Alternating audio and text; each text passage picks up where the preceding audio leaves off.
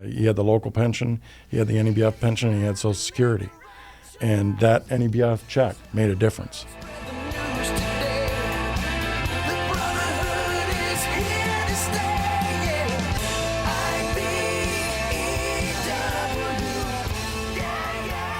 Welcome to the second episode of Leadership to Membership, podcast that myself and International Secretary Treasurer Paul Noble has decided to get back to our membership and have conversations with our membership. Today I'm pleased to be joined with me here today, Paul Noble, our International Secretary Treasurer, and Darrin Golden, the Director of our Family of Funds over at the NEIB, the FMCP, the NEAP, and the NEBF. I'm sure Darrin will tell us more about what every one of those mean to us and what our Family of Funds do for IBW members and their families every day. But before I turn it over to Darrin to talk a little bit, I'd ask Paul to give a few comments.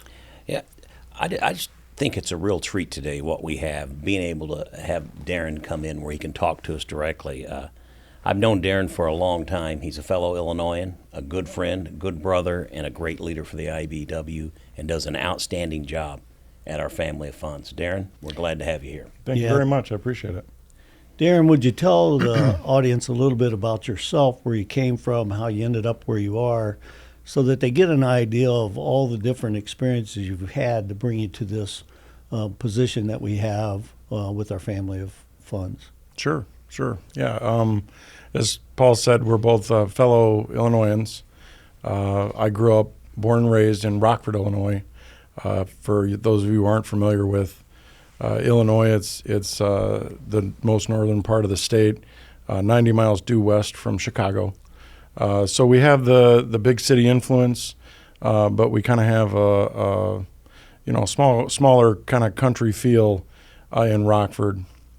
And my local union, we covered about 9 counties in northern Illinois. So we had a large area, had a great membership. I'm second generation journeyman wireman. My father kind of knocked around for a lot of his life and then found his way into the IBW later in life. Actually, he was 45 when he was organized into the IBW. And what I find very interesting now as I look back, because there's been different incarnations of organizing programs over the years, and Dad got brought into what they called the Inside Wireman program, and where the guys went to work during the week and went to school on Saturday mornings. And as a little kid, I remember, riding along, because back in those days, families generally only had one car. And Mom would take my dad and all of us, we'd ride along in the truck and drop him off at his school in the morning. So that was kind of my first thoughts and feelings about, the job and the union. Of course, I remember going with my dad to the hall and signing the book and interacting with the agents in the office, who are always great. It's like a family. So that really endeared me to the local union. And but ironically, I didn't feel a calling to join the IBW. I felt a different calling when I was a junior in high school. My dad was a veteran, World War II veteran, and I decided that I was going to join the Navy. I just felt a calling to serve the country. So I liked school, but it just wasn't my thing. I didn't want to go to college at that time, and I decided to join the Navy, and I joined the Navy actually my junior year in high school, just before Thanksgiving. And I never looked back. I enjoyed my service and my time in the service. But then when it was time to move on, then I decided to get out. And I called my dad and I said, I really don't know what to do. And he said, well, I'll tell you what. He goes, you don't have to do it if you don't want to, but if you want to be an electrician, I can talk to him over at the apprenticeship and we can see if we can get you in for an interview. And that was probably the best piece of advice that my dad ever gave me in my entire life, because it just wasn't really on my radar. And I said, I'll do it. I came into town. I talked to our training director. His name was Mike Tung. He's passed away now. But Mike was just a heck of a guy, and he was a former Marine. So Mike told me all about the apprenticeship because my dad didn't have a whole lot of details about it, but his buddy Mike did. And I made the decision to go for an interview, and they took me in, and I served a 5-year apprenticeship and became a journeyman wireman, and never thought in a million years that I would wind up being business manager of the local union. But I did, and I can't tell you what the path was, but I found my way there and wound up serving as an officer and then the business manager, and I really loved the job. And I think a lot of it is the service aspect of it because, as you guys know well, you get to serve members in a lot of different ways, and part of the ways that we serve members, especially in the business manager's role, is a trustee on the funds. Right. And I really took to the funds and I took to the business of the brotherhood. And then I met a gentleman by the name of Ricky Oakland, our former vice president in the 6th District, Jeff Lohman, appointed me to serve on the CIR, and met Ricky, really enjoyed the work of the CIR, and met Ed Hill and spoke with Ed Hill a couple times, and got a tip from Ricky that Ed may be calling me because there was a position open in D.C. And he said, I just want to ask you before he calls you, if you get asked, and there's a position available, will you take it? And I said, well, I'll certainly think about it. But, I've got a family and I have to talk to my wife about it. So I went home and I talked. Get permission. Yeah, exactly. Nothing wrong with that. Hey, man, I ain't married for this long because I don't ask for permission. So I went home, I talked to my wife, and I said, they're thinking about offering me a position in D.C. I don't know if it's going to happen, but that's the rumor. And sure enough, Ed called, and I had to forewarn my secretary in the office, our office manager, her name is Pam. I said, look, if Ed Hill calls, it really is Ed Hill. Because I had a buddy of mine who was the organizer at the time in Madison, Wisconsin, yes. Who was quite the joker, and did a dead-on impression of President Hill. And he would often call the office looking for me because we were organizers together at one point. And he would imitate Ed Hill and tell him it was Ed Hill on the phone. So sure enough, Ed called, and he asked me if I'd be interested in taking the position in CIR Department as International Rep. And I did. And I said, yeah, I will. And he said, you don't have to think about it? And I said, no. And he said, well, all right then. But then when I got out here, he had to do a formal interview in order to give me the job. When I got out here, he said, hey, did anybody talk to you about the job before I did? And I said, of course nobody did. No way, never. You should have fronted Ricky out right then. Yeah. Yeah. Secrets are hard to keep. Yeah, they are hard to keep. Yeah, for sure. You guys know that. Yeah. But yeah, that's what kicked off this entire chain of events that happened. I wake up and go to work now with the funds, and I wonder a lot of times, you can't really, you guys know, you can't draw a path, right. For these positions. You just can't. It just happens. But I went to work in the CIR, and I've always been the type I just focus on the job at hand and do what's in front of me. I don't worry about anything else that's coming after. I just do the job, and everything else takes care of itself. So I was working, Ricky and I worked together. We got along very well. We had a great time. Did a lot of good things in CIR, and then lo and behold, Ricky gets promoted, and they're looking for a director in the department. So I get a call again, and Ed calls me over to his office and asked me if I'd like to be the director of the CIR. So I wound up being the director of the CIR for a while. And then while I was at the CIR, I met this this guy from Ohio, and he was a vice president, and of course, I knew Lonnie. Lonnie was always at the CIR, usually in the May session. And this guy from Ohio, Kenny Cooper, who I didn't know until I started working at the CIR, he always ran the second panel. You always came in for the second panel. And at the time, they called you the Dream Team. You and Lonnie, they called you the Dream Team. I didn't know that. Yeah. So now you know it. It's good to know. Yeah. I got a whole list of things I heard. But don't tell everything you know, right? Yeah. That's correct.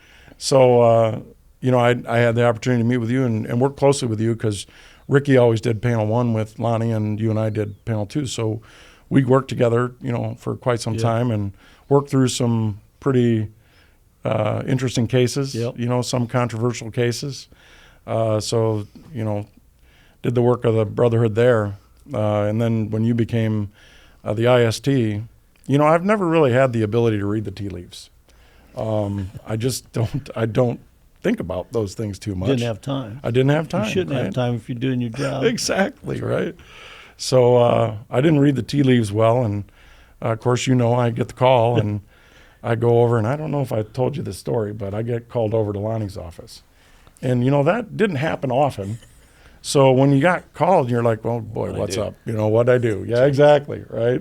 Boss is calling. So in CIR, there's a lot of ways you can get in trouble. So I went over and went into the back office there, the back conference room, and here's, you and Lonnie sitting back there. And, man, I tell you what, that'll make you a little nervous. I generally don't get nervous, but I'm like, oh, boy, I did something bad here. You get the IST and the president together. It doesn't happen that often. No, that's why right? we got you here today. That's right. Yeah. Usually, it's either going to go really good or really bad. So, you guys offered me the position to be your assistant to replace Larry Reidenbach, who I had nothing but the highest regard for Larry. I thought Larry did a great job, and I actually had a chance to ride side saddle with him for about 6 months, and he proved everything that I thought. He did the job very well. He did. And helped out, IST Chilia very, very much. And you guys know those assistants' jobs are tough jobs. They're long days and, Yep. Sometimes long nights as well. But then, a lot of things happened at the international office, and things change, and there was a change in staffing, and you gave me a heads up that there's probably going to be some staffing changes, and Lonnie came over and talked to us, and I'm sure he had already talked to you first, but you didn't let on. But he said, look, I want you to be the chief of staff, senior executive, and I was blown away. I was just like, okay. As I know, it's a lot. I mean, you guys do a lot for the Brotherhood, and I understood the responsibility, and I didn't take it on lightly because, again, I had a family and a wife, and those jobs we spent a lot of time gone and on the road. But it was all good stuff. It was all worth it, and I got a chance to work with you guys and work with you on the funds. Was really what laid the groundwork for the work that I'm doing now. Seeing the depth and the breadth of all these funds and the things that we do each and every day for the members is awesome. Yeah. It's just absolutely incredible. Well, one of the things I think that you said, the most important things that you said was you was a trustee before, so you understood we're serving our membership and their families. Yeah. And you talked about your family, not only your roots, but your family, your wife, your kids, all those kind of things, because I think the funds is all about that. It's more about family than just the individual. The individual earns it and works for it all their careers, but it's really about the family, and that's why I asked you to tell us a little bit about yourself prior to discussing what we've done with all the funds. With that, I'll turn it back over to you to talk a little bit about what we do with the Family Medical Care Plan, the NEIB, the new plan, the NEEP, and the NEBF. But you can do it in any order you want. Paul and I just wanted you to talk a little bit. We're not going to go into it real deep, but at the same time, it's important that the membership understands what the leadership's trying to do to make their lives better and their families' lives better. Okay. I can't start any conversation about, my current role and, the funds without saying that, no one person can do this alone. And I honestly, I have an absolutely incredible group of people that I work with in the fund offices. And I'm in awe of them and the work they do each and every day. Because, I do this because I love it and because I have that connection for the same reason that you guys are doing it. But a lot of them, they come to work, they have the connection to the fund, but maybe they don't have the history or the roots, and didn't come up in the mud and the blood and the beer like we did, right? I mean, that's, but I am in awe of what they do for our participants and their families, and I can't start any conversation without saying that. They're awesome. They're absolutely awesome. Paul and I both echo those things. Yeah. We've talked about it all the time. Yeah. I think in order, I'm not going to, no one fund is more important than the other, but let's talk about the NEBF first, because that's kind of the mothership. That's the one that's been around the longest. It's the oldest fund. It's the most mature fund. And I think it provides the foundation for absolutely everything that we do. Yeah. And I can speak a little bit about the NEBF and, what we do today. And, of course, the thing that we just, were able to do after a very long time and very, sometimes intense discussions about the benefits and the increase. That's going to make a difference. It moves the needle. It's going to move the needle for people that are going to draw their pensions in the future, and it moves the needle this year when the 13th check is going to be issued. Yeah. And I think those are milestone events. And I know we talked about it a little bit before, and kind of put it out there for the membership. But I mean, that's history. That's IBEW history, and in my book, that matters, because I think when you guys were talking with our partners and friends at NECA, I think when you were working with them on the intricacies of this, I had the benefit of observing a lot of that, over a very long period of time. And, it takes a while to get things like that done. That's a large body of work. Yeah, it'd been two decades and 3 years, but who's counting since we had an increase there. Why don't you tell them exactly what that increase is so everybody out there understands what that increase is and what we did with the NEBF itself? Yeah, I'd love to. That is, so the increase, we went from $32 to $33 per credited year of service. And, that in and of itself is wonderful. But the way that you introduce that increase, because, the decision could have been made to only credit that $33 for the years going forward, not retrospective. But you all talked for a very long time and negotiated, with NECA. And again, I can't not say enough about the trustees, because, there's four of you. And I watched largely as a bystander, the passion that all of you brought to the table, and David Long and Dennis Queeby, they deserve a shout out here. They do great work every day, and they represent their organization well. They're both card carrying members. I check their tickets every so often.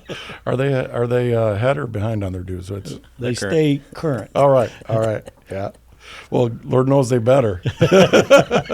They know they better, because I'm on them. Yeah.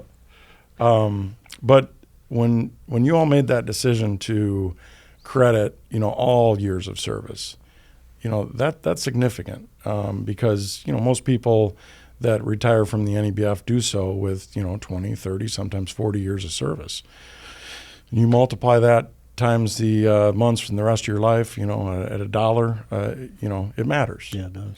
And, again, I can say this from my own experience, because I know my father retired at age 62. He lived till 95.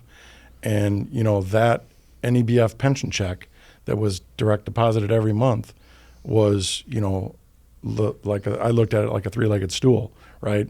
He had the local pension, he had the NEBF pension, and he had Social Security. And that NEBF check made a difference. Yeah. That was 1/3 of his monthly income for the rest of his life. Yep. Why don't you talk about the fourth leg? We added a fourth leg, and I think that's a big deal with the NEIB. Yes, sir. Yeah, and you might talk about that 13th check just before you moved to the NEIB. Okay. Because we made sure everybody got something. Yeah, the 13th check, I think, was, and again, you guys know this because you discussed it ad nauseum, was, essentially a nod to those folks who are on pension. And, they made contributions to this fund, too, over a long period of time, and they're enjoying the fruits of their labor in retirement. But, this year, It's going to work out to it's going to be right around Thanksgiving, which will be really nice. It's right before the holidays because that's when the deposits are made. They're going to get a 13th check in the amount of their regular monthly benefit account that'll be deposited into their accounts. So it's it's a good nod to the folks who are currently on pension. And that was a heavy lift that most people don't anticipate when you're talking hundreds of millions of dollars. That's a heavy lift just to get that one extra check. But Paul and I both felt it was very, very important that the current retirees got something because we stand on their shoulders. There's no question. Yeah, we stand on the shoulders of giants. We do. It's that's something that I take with me each and every day. Yep. You want to talk about NEIB? The fourth stool now. Fourth Let's leg. talk Yeah. about that. All right. Let's Got a do it. four-legged stool now. Yeah. All right. The NEIB is, I describe this publicly as much as I would when I'm sitting here talking to you guys. It's the way that it was created, the way that it works, the way that it was, basically bolted on, to use the NECA District 10's terminology, the way that it was bolted on to the NEBF in order to preserve cost, make it more expedient, I think was brilliant. I mean, I think the way that the trustees conceived of this and, put it together, it was a brilliant move. And I think over time, as we've kind of done the projections, as we've been out there talking about it, I think it's a game changer. And the way that I have been describing it is that the biggest benefactors of the NEIB are going to be the people who either just got into their apprenticeship or don't even know that they've been accepted to apprenticeship yet. Because if they're in NEIB locals that are making those contributions, they're going to get the benefit of that full 20, 30, 40 years worth of contributions. And depending on how much or how little they put in, they could easily double or more their monthly benefit. So Of game the changer. NEBF. Of the NEBF. Yeah. Yep. Double that benefit. And it's real easy to show them the math because that's another thing that I think was very forward looking. Was it's very easy to do the calculation because it's just based on 1.5%, of the balance of your contributions, and it's individually based. Yeah. Which is another critical point because over the years we've heard a lot about the NEBF that hey, I work a lot of hours every year and I get the same credit for somebody who doesn't, and you hear this, and I have my own personal thoughts about that, but defined benefit pension plans that are structured like that, that's how they work. Yeah.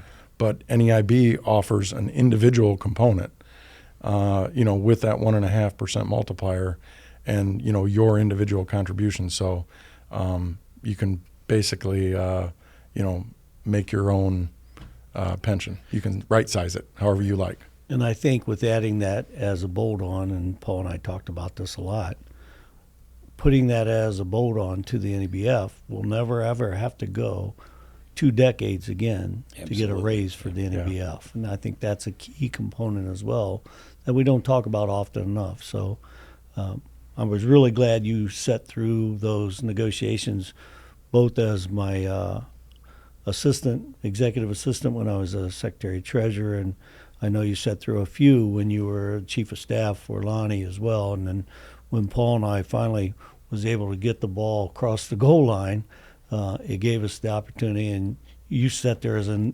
neutral entity listening to the deliberations and helping us navigate through that. And I can't say thank you enough for doing that.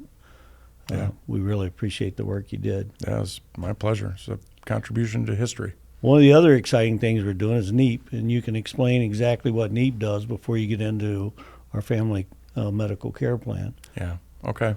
NEEP is an annuity plan. Largely, NEEP is constructed of most of the participants are in the outside branch of the IBEW. And it's an outstanding tool. There's 5 life stage funds that you can select. They can self-select their life stage funds, and then they negotiate the contributions with their chapter as far as what they're going to put into NEEP.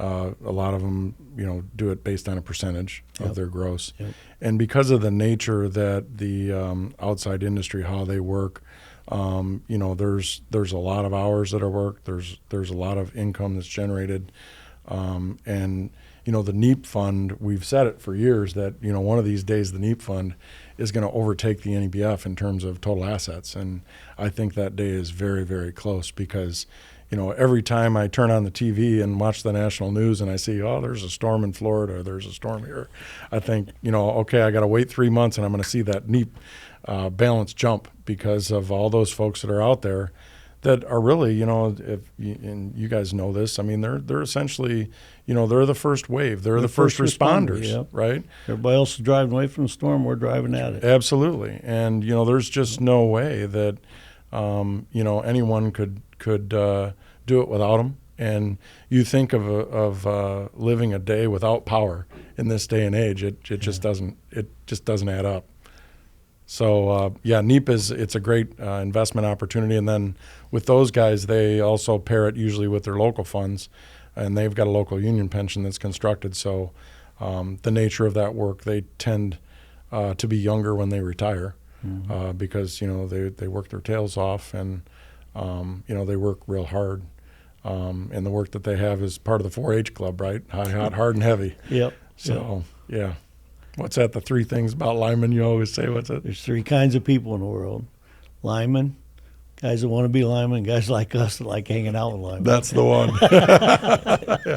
Yeah, they're pretty cool cats. Yeah, what you see is what you get. That's what I always enjoy. Well, about Paul, them. Paul comes from a local that's, Mostly linemen. Exactly. Yeah. Predominantly Yeah. utility. Yeah, It was right. Predominantly utility. Right. So. And he survived. And he survived. And he's an inside guy, right? Oh, yeah. You got to be tough and smart.